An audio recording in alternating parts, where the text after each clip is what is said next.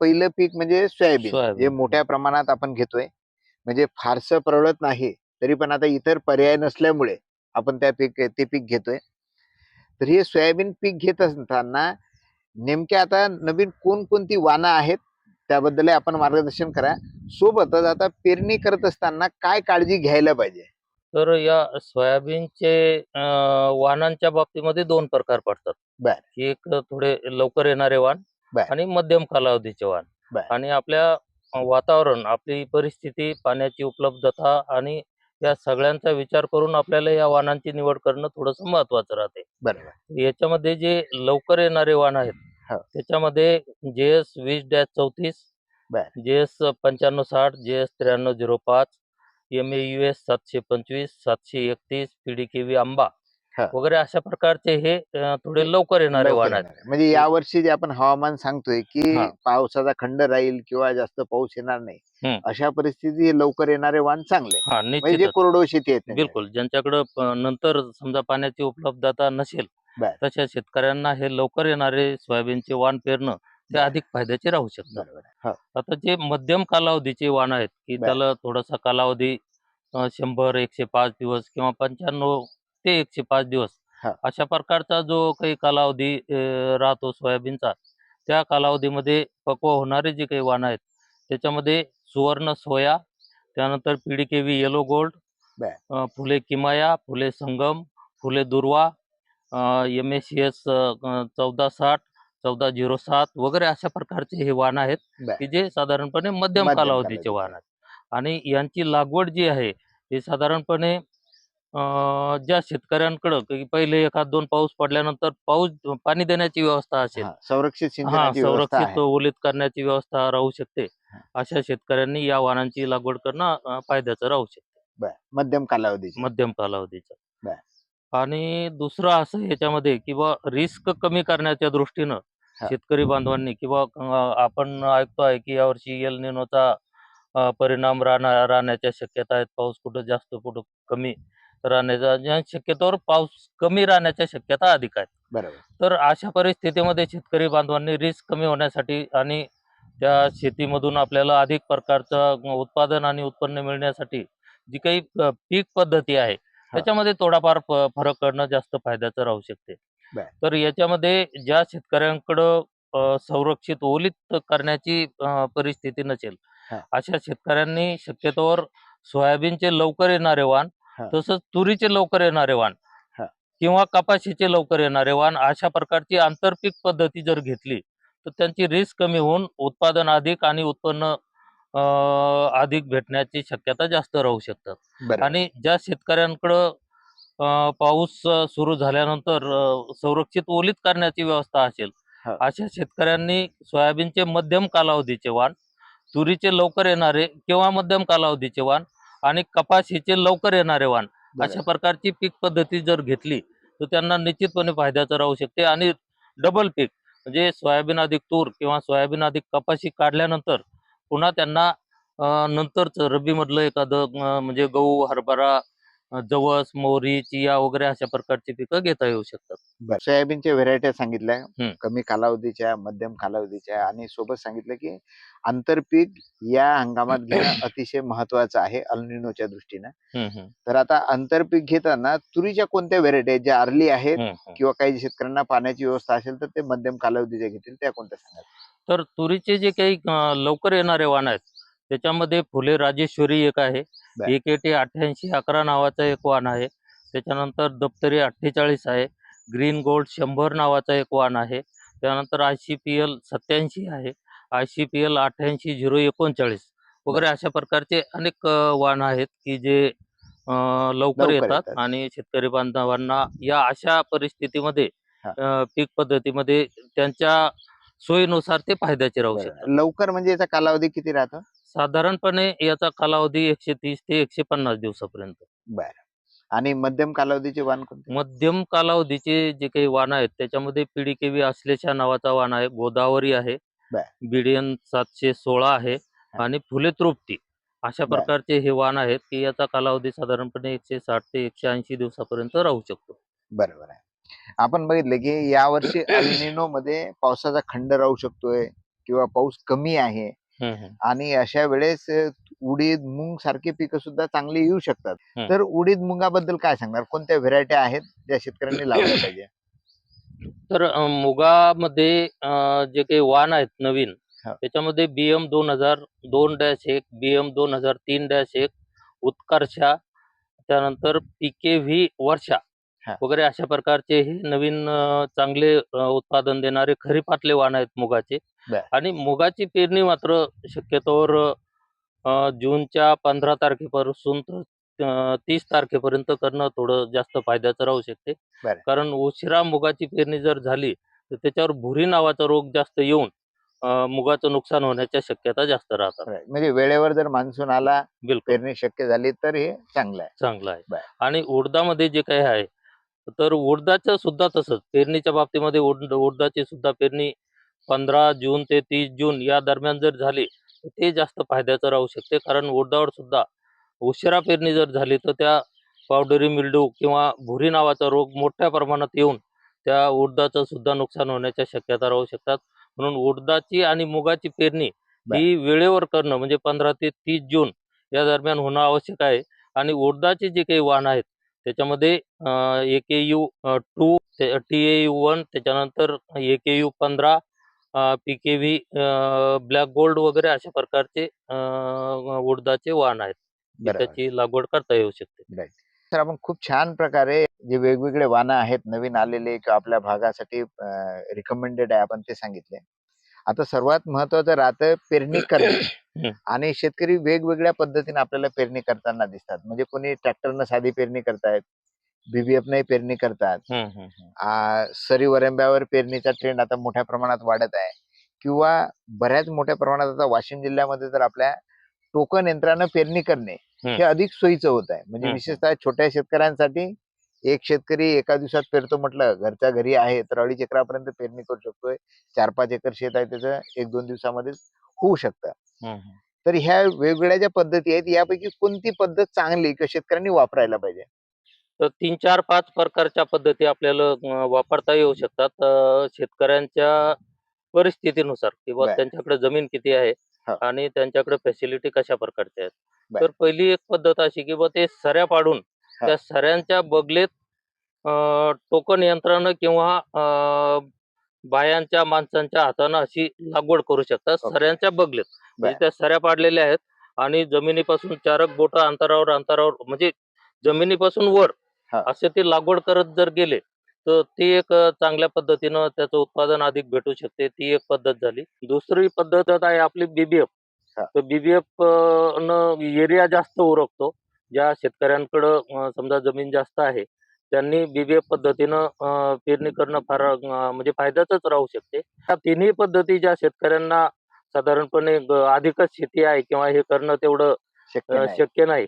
अशा ठिकाणी शेतकरी बांधव आपल्या जे काही साधं पेरणी यंत्र आहे, या पेरणी यंत्रानं सुद्धा 6 किंवा 8 ओळीनंतर त्यांच्या सोयीनुसार किंवा काय शक्य आहे हा. किंवा 4 ओळीनंतर किंवा 6 ओळीनंतर किंवा इव्हन 8 ओळीनंतर की तो जे काही शेतकरी त्याला एक ढोल्या म्हणतात ढोल्या. किंवा तो थोडासा जास्त सोडून तशा प्रकारची पेरणी करणं आणि मग जे काही ढोल्या तो सोडलेला आहे त्याच्यामध्ये पेरणीनंतर समजा 25 ते 30 दिवसांनी त्याच्यामध्ये सऱ्या पाडायच्या किंवा दाण पाडून ठेवायचे. हा. तर ही एक पद्धत एक फार चांगल्या प्रकारे उपयोगाची राहू शकते. आणि पुन्हा एक हे सगळं करत असताना ह्या सगळ्या गोष्टी उताराला आडव्या करणं बरं. सुद्धा फार फायद्याचं आहे. बरोबर आहे. पेरणी करत असताना अंतर पण सगळ्यात महत्वाचं असतं. हो. तर आता आता जी आपल्या इकडली महत्वाची पिकं आपण पाहिली, सोयाबीन आहे, तूर आहे, उडीद, मूग आहे किंवा कपाशी आहे. हं. हे अंतर काय ठेवावं कसं सांगाल? साधारणपणे सोयाबीनचं जर आपण पाहिलं तर सोयाबीनमध्ये जे काही लवकर येणारे वाण आहेत, लवकर येणारे म्हणजे की त्याची मग याचा अर्थ असा होतो की त्याची वाढ फार जास्त होत नाही. हा. आणि मग अशा वाणांमध्ये साधारणपणे आपण 30 सेंटीमीटर अंतर ठेवलं तर ते फायद्याचं राहू शकते. बर. आणि जे मध्यम कालावधीचे वाण आहेत तर त्याच्यामध्ये 45 सेंटीमीटर अंतर आपण तासामधलं. तासामधलं ठेवणं फायद्याचं राहू शकते.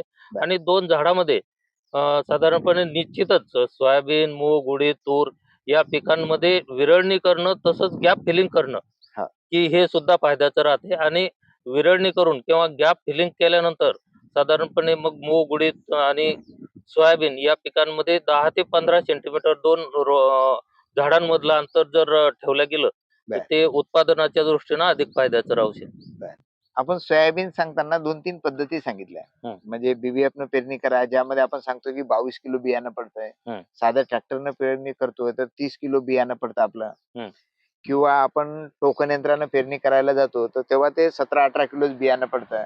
हं. किंवा कोणी हातानं टोकन करतात तर त्यामध्ये आणखीन ते आणखीन कमी पडते, कमी 13-14 लागते. किलो हो, पर्यंत हो. जातात. हं. मग असं बियाणं कमी कमी त्यामध्ये पडतं. हं. एकाकडे बियाणं वाचतं हे मान्य आहे. हं. परंतु मग असं कमी बियाणं पडलं तर याचा उत्पादनावर काय परिणाम होतोय? उत्पादन कमी होतं का वाढतं, काय दिसतं? नाही, याच्यामध्ये कसं आहे, की प्लांट योग्य प्रकारची प्लांट पॉप्युलेशन, योग्य प्रकारची झाडांची संख्या राखणं फार महत्वाचं राहते. बरं. आणि या पद्धतींमध्ये तशा प्रकारची योग्य प्रकारची झाडांची संख्या राखल्या जाते आणि म्हणून त्याचं उत्पादन नक्कीच जास्त येते. बरोबर आहे. कारण योग्य प्रकारची म्हणजे की त्याला योग्य प्रकारचं अंतर असणे. बरोबर. नाही तर मग काय होतं, आपण पारंपरिक पद्धतीनं पेरणी करतो आणि आपल्याला कधी-कधी 1-1.5 फुटामध्ये 50 झाडं दिसतात. हां. पण त्याचा आपल्याला काहीच फायदा होत नाही. राईट. मात्र त्याच 1.5 फुटामध्ये आपल्याला जर ते 3 किंवा 4च झाडं दिसले राईट. किंवा राहिले, तर त्याला त्याची वाढ योग्य होण्यासाठी, हवा खेळती राहण्यासाठी, त्याला अन्नद्रव्य चांगल्या प्रकारचं भेटण्यासाठी बरोबर. त्याचा फायदा होतो आणि निश्चितच त्याचं उत्पादन वाढतं. म्हणजे हे टोकन पद्धत असेल हं. किंवा BVF न पेरणी असेल तर ही अति चांगली. कारण आपण जर सांगताय की कोणत्याही पिकाचं उत्पादन चांगलं येण्यासाठी सर्वात महत्वाचं आहे झाडांची योग्य संख्या योग्य अंतरावर असणं. म्हणजे कुठं हं. गॅप पण नकोय नको. आणि कुठं जास्त पण जास्त नकोय. पण आणि नको. अशा प्रकारे जर आपण पेरणी करतो तर मग सूर्यप्रकाश हे सगळ्या ठिकाणी मिळतोय.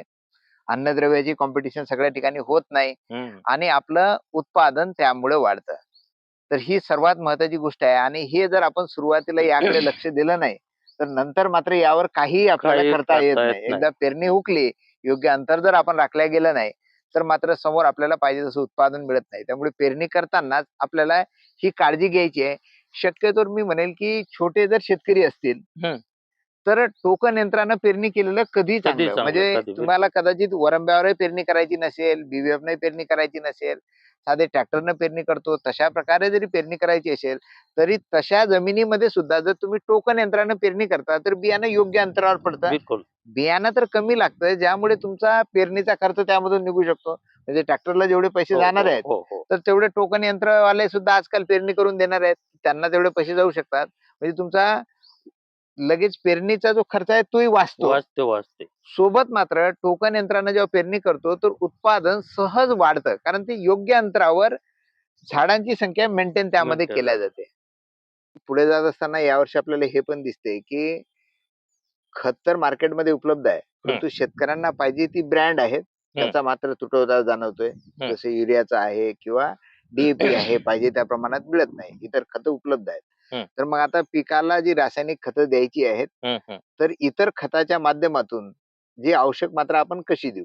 म्हणजे आता DAP उपलब्ध नाही, तर मग सोयाबीनला कोणतं खत द्यायचं? तर साधारणपणे सोयाबीन, मूग, उडीद, इव्हन तूर या पिकांसाठी जे काही तिन्ही घटक असलेले खत आहेत, त्याच्यामध्ये 10-26-26, 14-35-14, 18-18, 10, 15-15-15 अशा प्रकारचे जे खतं आहेत, साधारणपणे एकरी 1.5 बॅग. हो.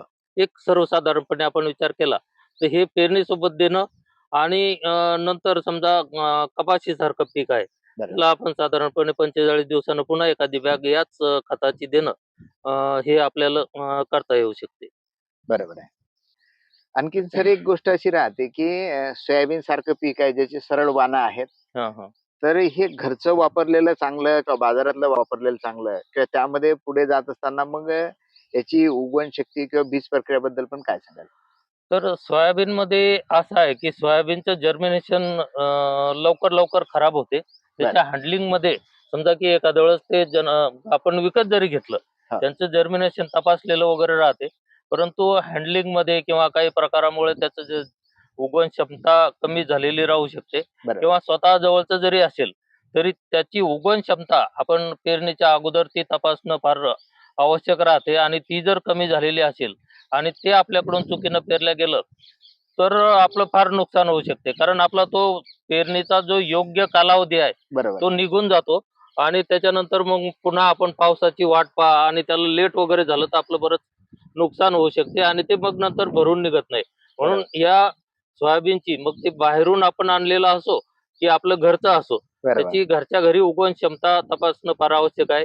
आणि सोयाबीनचं आता सोयाबीनवर सुद्धा वेगळ्या वेगळ्या प्रकारचे रोग यायला लागलेत सुरुवातीला. कारण तेच ते पिकं आपलं वापरण्याचं प्रमाण वाढलेलं आहे, की सोयाबीन, त्याच्यानंतर हरभरा किंवा गहू किंवा इतर पिकं. परंतु सोयाबीन मोठ्या प्रमाणात दरवर्षी त्याच जमिनीत पेरल्या जाते आणि याच्यामुळे सोयाबीनवर सुद्धा मर रोगाचा प्रादुर्भाव बऱ्याच ठिकाणी आपल्याला जाणवतं. जाणवत आहे. तर असं होऊ नये म्हणून सोयाबीनला बीज प्रक्रिया करणं सुद्धा महत्वाचं आहे. एकतर बुरशीनाशकामध्ये कार्बेंडाझिम या बुरशीनाशकाची 2 ग्राम प्रति किलो बियाणं या प्रमाणात बीज प्रक्रिया करावी किंवा ट्रायकोडर्मा 4 ग्राम प्रति किलो बियाणं या प्रमाणात घेऊन याची बीज प्रक्रिया करणं आवश्यक आहे. त्याच्यानंतर थायमिथॉक्झाम किंवा इमिडाक्लोप्रिड की या म्हणजे कीटकनाशकांची बीज प्रक्रिया करणं सुद्धा अतिशय महत्वाचं आहे. याचं कारण असं आहे की सोयाबीनवर सुरुवातीला चक्रभुंगा किंवा स्टेम फ्लाय या किडींचा प्रादुर्भाव येऊन त्याच्यामुळे सुद्धा सोयाबीनचं नुकसान होत असते बऱ्याच प्रमाणात.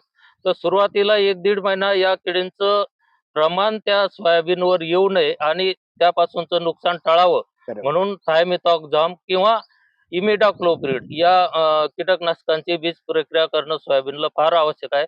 आणि हे सगळं झाल्यानंतर रायझोबियम आणि पीएचबी या जैविक संवर्धनांची बीज प्रक्रिया जर केली तर त्याचा सुद्धा सोयाबीनची वाढ चांगली होण्यासाठी आणि त्यापासून उत्पादन चांगलं भेटण्यासाठी आपल्याला Right. फायदा होऊ म्हणजे शकतो. आपण खूप छान प्रकारे मला वाटतं सगळे मुद्दे कव्हर केले. सोबतच एक आणखीन प्रश्न येतो की आता पेरणी करताना मजुरांची टंचाई आहे म्हणून आपण नकळतपणे तणनाशकाकडे पण वळलेलो आहोत. बिलकुल. म्हणजे आता पेरणी करतानापासूनच शेतकरी तणनाशक वापरतात. कधी उगवणपूर्व तणनाशक वापरतात, काही शेतकरी उगवण पश्चात तणनाशक वापरतात. तर विशेषतः आपला सोयाबीनसाठी मोठ्या प्रमाणात तणनाशक आता वापरलं जातं. हं. तर यासाठी नेमकं कोणतं तणनाशक आपण मारायला पाहिजे आणि उगवणपूर्व चांगलं का उगवण पश्चात चांगलं का दोन्ही मारायला पाहिजे? आता यामध्ये असं आहे की ज्या ठिकाणी थोडंसं गवताचं प्रमाण मुळातच कमी आहे, हा. त्या ठिकाणी उगवणपूर्व तणनाशक मारणंच फायद्याचं राहू शकते. बर. आणि त्याच्यामध्ये बऱ्याच प्रकारचे काही कंबाईन मारता येऊ शकतात किंवा अनेक प्रकारचे पहिलेच कंबाईन प्रकारचे तणनाशक आहेत की ज्याच्यामुळं गवतवर्गीय आणि ब्रॉडलीव्हचं प्रकारचे जे काही तण आहेत ते त्याच्या मुळं समजा कमी होतील वगैरे अशा प्रकारचे. हा. तर उगवणपूर्वमध्ये ते सोयामॅक्स वगैरे अशा प्रकारचे जे काही तणनाशक आहे ते अधिक फायद्याचं राहू शकते. बर. उगवण पश्चातमध्ये जे काही असं एकत्रितही काही तणनाशक आहेत आणि परशूट अधिक टर्गा सुपर वगैरे अशा प्रकारचे हे कंबाईन करून सुद्धा वापरल्या जाऊ शकतात, जेणेकरून सर्वच प्रकारचे तणनाशक तण त्याच्यामधून आपलं नियंत्रणात येऊ शकतात. मात्र शेतकरी बांधवांनी जे काही उगवणपूर्व जे काही तणनाशक आहेत की त्याच्या जे काही टाक्या आहेत त्या चांगल्या प्रकारे पावडरनं 2-3 वेळा धुवूनच नंतरचे जे काही उगवण पश्चात तणनाशक आपण मारतो, ते मारणं अतिशय महत्वाचं आहे. नाहीतर काय होतं की पूर्णच्या पूर्ण पीक ते जळून त्याचा नाश होऊ शकतो. सर आपण या खरीप हंगामाच्या दृष्टीनं ज्या आवश्यक उपाययोजना होत्या म्हणजे कोण पिकं घेत असताना नवनवीन कोणत्या व्हेरायटी आल्या किंवा काय काळजी घ्यायला पाहिजे पेरणी करत असताना ते पण सांगितलं. त्याबद्दल आपले खूप खूप धन्यवाद. धन्यवाद.